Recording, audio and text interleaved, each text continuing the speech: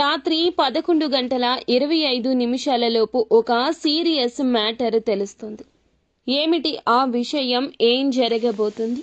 అన్ని వివరాలు ఒక్కొక్కటిగా వీడియోలో చూసి తెలుసుకుందాము. వీడియో మీకు నచ్చినట్లయితే తప్పకుండా ఒక చిన్న లైక్ అయితే చేసి మమ్మల్ని సపోర్ట్ చేయండి. పోలేరమ్మ తల్లి జ్యోతిషాలయం. మీరు ఎక్కడెక్కడో జ్యోతిష్యం చెప్పించుకొని నిరాశ చెంది ఉన్నారా? అయితే ఒక్కసారి గురువు గారికి ఫోన్ కాల్ చేయండి. దూర ప్రాంతాల్లో ఉన్న వారికి ఒక్క ఫోన్ ద్వారా వెంటనే పరిష్కారం చెప్పబడును.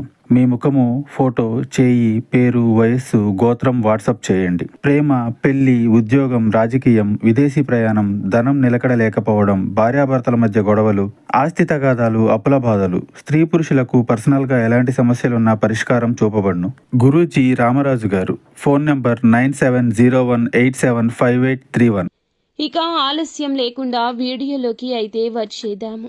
ఈ రాశి వారికి ఎన్నో వడిదుడుకులు ఉంటాయి. ఎదుర్కొని పై స్థాయికి వస్తున్నారు. ఈ రాశిలో జన్మించిన వారు ఎన్నో రకాల కష్టాలు ఎదుర్కొని ఉన్నత స్థితికి వస్తున్నారు.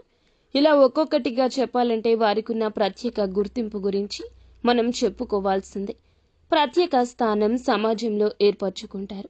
చిన్న వయసు నుండే కష్టం ఎదుర్కొనేవారు. అయితే ఎదుటి వారికి సాయం చేయడంలో ముందుంటారు. కష్టం విలువ, డబ్బు విలువ, సమయం విలువ బాగా తెలిసినవారు. ఎక్కువగా ఫలితం కోసం కృషి చేస్తుంటారు. ఉన్నత స్థానాలకు చేరుకోవాలని ఎప్పుడూ కూడా అనుకుంటారు. కష్టాన్ని నమ్ముకుంటారు.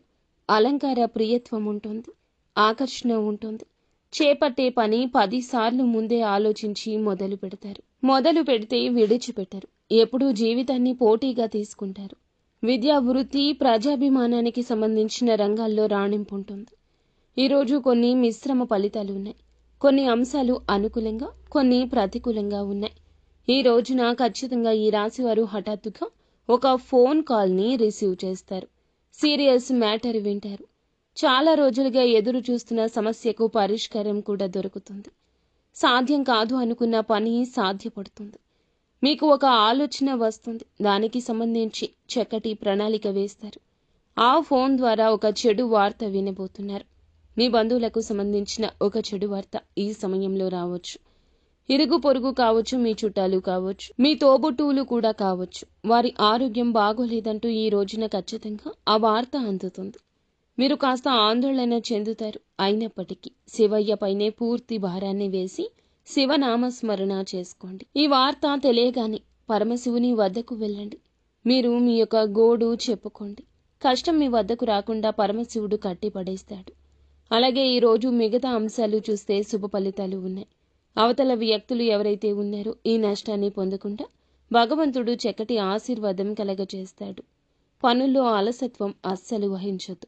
ఈరోజు ఏ పని వాయిదా వేయొద్దు. ఆచితూచి కూలంకషంగా 1కి 10 సార్లు ఆలోచించి నిర్ణయం తీసుకుని ముందుకు సాగండి. వచ్చే ప్రతి అవకాశం చిన్నదైనా మీరు వాయిదా వేయకుండా సద్వినియోగం చేసుకోండి. ఎవరో ఏదో చెప్పారని వారి మాటలు ఆలకించే యత్నం చేయొద్దు. దూరదృష్టితో ఆలోచించండి. మీకే అంతా అవగతమవుతుంది.